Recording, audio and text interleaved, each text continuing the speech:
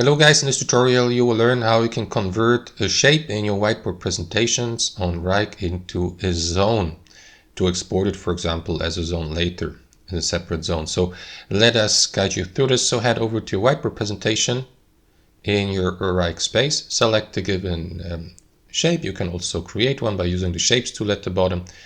Let me go with this shape here, left click into it, choose these three dots here and navigate to create a zone.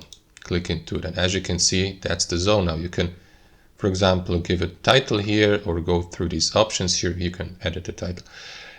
You can, for example, apply the aspect ratio here, remove the starting point, and as said in the beginning of this video, you can also export the zone content here. You will see also that gray line here indicating that it is a zone now. So guys, that's how it works. Now your shape is a zone and you can navigate to the zone list here on the right hand side and navigate through these zones. That's how it works, guys. Thanks for watching and I'll see you next time.